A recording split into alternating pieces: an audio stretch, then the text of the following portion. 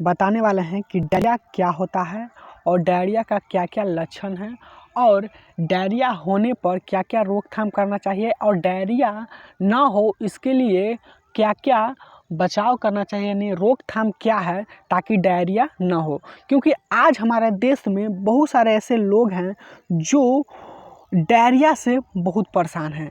हर व्यक्ति को किसी न किसी दिन डायरिया हो जाता है। अगर आप इस वीडियो को देखते हैं तो आप समझिए कि डायरिया क्या है, इसको कैसे रोका जाए, इसका लक्षण क्या होता है आपके शरीर में। मैं आपको इस वीडियो में सब कुछ बताने वाला हूं। तो चलिए हम स्टार्ट करते हैं। तो आज की वीडियो में हम डायरिया के बारे में करने वाले हैं, जो कि बैक्टीरिया से। तो चलिए हम स्टार्ट करते हैं। तो मैं आपको बताऊं कि डायरिया क्या है। चलिए स्टार्ट करते हैं हम। तो मैं आपको बता देना चाहता हूँ, डायरिया इंग्लिश में इसको इस तरह से डायरिया लिखते हैं, ठीक। तो डायरिया का अर्थ बार बार पतला पैखाना। क्या? डायरिया का मतलब बार बार पतला पैखाना, जिसको हम दस्त कहते हैं, होना है। देखिए डायरिया जो है ना, डायरिया में आपको बार बार पतला पैखाना होते रहेगा, ठीक, एकदम पतला पैखाना, ठीक। गर्मी और बरसात के मौसम में यह रोग सामान्यतः ज़्यादा होता है। देखिए चाहे तो गर्मी या बरसात, समझ रहे हैं, गर्मी और बरसात के दिन में यह जो रोग है ना वो सबसे ज़्यादा होता है। समझ में आ रहा है? ये कब होता है? गर्मी और बरसात के दिन में ये रोग ज़्यादा होता है।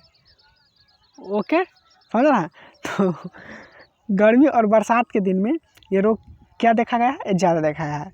डायरिया कोई प्रकार के, देखिए डायरिया कोई प्रकार के रोगाणुओं के संक्रमण से होता है। और उधर से हंसी बना रहे हैं लोग, इसलिए सॉरी। क्या होता है? डायरिया जो होता है ना, कोई प्रकार का रोगाणु होता है, ठीक, उसके संक्रमण से होता है। देखिए अब मान लीजिए कोई भी रोगाणु है, अगर वो डायरिया से संक्रमित है तो इससे हो जाता है, ठीक। इसके रोगाणु आंत संक्रमित करते हैं। ये जो रोगाणु है ना, ये डायरिया जो रोगाणु है वो आपकी आंतों को क्या करता है? संक्रमित करता है, यानी आंतों पर ये आक्रमण करता है, ठीक। संक्रमित आमाशय और ये लिखिए आंत लिखिए, आंत में जब सूजन हो जाता है तब उसे जठरांत्र शोथ कहते हैं। जब आमाशय और आंत लिखिएगा, जब सूजन हो जाता है तो उसको क्या कहते हैं? जठरांत्र शोथ कहते हैं।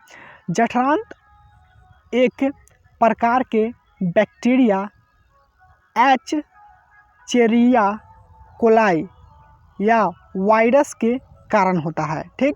ये किसके कारण होता है? एक है जो बैक्टीरिया है, ओके, एस्चेरिचिया कोलाई, और ये जो है ना क्या बोलते हैं? डायरिया सल्मोनेला एंटेराइटिस नामक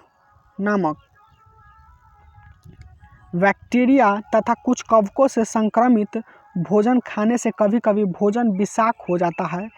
इस प्रकार से भोजन विषाक्त भी जठरांत्र शोथ के कारण होते हैं।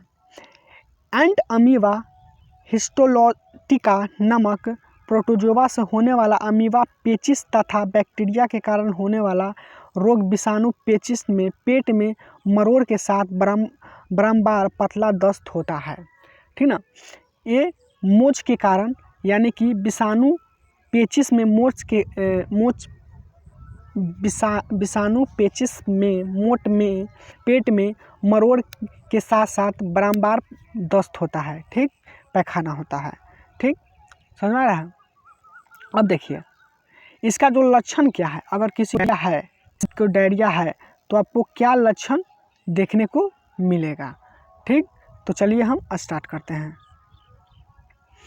तो लगातार दस्त होना, पेट में दर्द इस रोग का सामान्य लक्षण है।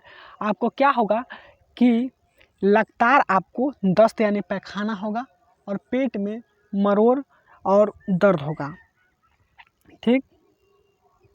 दस्त के साथ साथ कभी कभी मिचली मिचली एवं उल्टी भी होती है। दस्त तो होवे करता है, लेकिन आपको उल्टी भी कभी कभी होती है। ठीक, इसका लक्षण लगातार दस्त होने से शरीर में जल एवं आवश्यक लवण की कमी हो जाता है।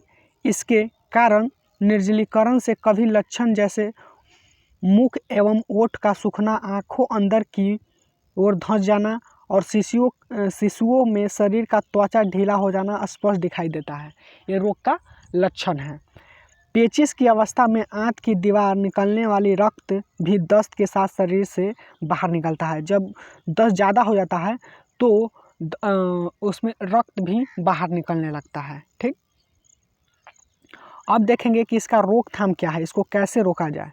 ठीक, तो सबसे पहला है, इस रोग के संक्रमण से बचने के लिए व्यक्तिगत स्वच्छता और विशेष रूप से ध्यान देना अनिवार्य है। ये स्वच्छ रहना बहुत ही अनिवार्य है अगर आपको डायरिया से बचना है। पीने का जल शुद्ध और संक्रमित रहित होना चाहिए। जब अगर जल पिए तो वो शुद्ध होना चाहिए और कोई भी गंदा से भरा हुआ नहीं होना चाहिए। भोजन स्वास्थ्यकर तरीके से पकाना चाहिए। पके भोजन को ढक कर रखना चाहिए। देखिए, कभी भी आप भोजन रखें तो ढक कर रखें। सादा, गर्म तथा ताज़ा पकाया हुआ भोजन खाना चाहिए। सादा, ताज़ा और पकाया हुआ भोजन खाना चाहिए। ठीक, इस रोग से जल और खनिज की कमी होने पर बहुत संभावना होती है कि मरीज को ORS पिलाना चाहिए। देखिए, अगर आपको डायरिया है तो आप अपने मरीज को ORS पिलाना चाहिए, क्योंकि अगर आपको डायरिया है तो आपको पानी की कमी महसूस होगी। अगर आप इसको ORS पिलाते हैं तो वो आपको पानी को भरपूर मात्रा में देता है। तो अगर आप डायरिया में ORS पिलाइएगा तो देखिए, डायरिया एक ऐसा है कि अगर बार बार पैखाना होगा तो आपको पानी की बहुत कमी हो जाती है। वह पानी भरपाई के लिए पानी में घोर कर ORS पिलाया जाता है। तो अगर आपको ये कह सकते हैं कि जानकारी अच्छा लगा होगा तो आप अपने दोस्तों के पास शेयर कीजिए और उसको भी बताइए कि क्या होता है डायरिया। और देखिए, अगर इसका PDF लेना चाहते हैं, आप फिर से आप पढ़ना चाहते हैं तो वीडियो के डिस्क्रिप्शन बॉक्स में लिखा रहेगा PDF लिंक, वहाँ पर क्लिक कीजिएगा, आपको मिल जाएगा। ओके, आज की वीडियो में इतना ही। तब तक के लिए अगले बीमारी को लेकर आते हैं और उसके बारे में जानेंगे। ओके।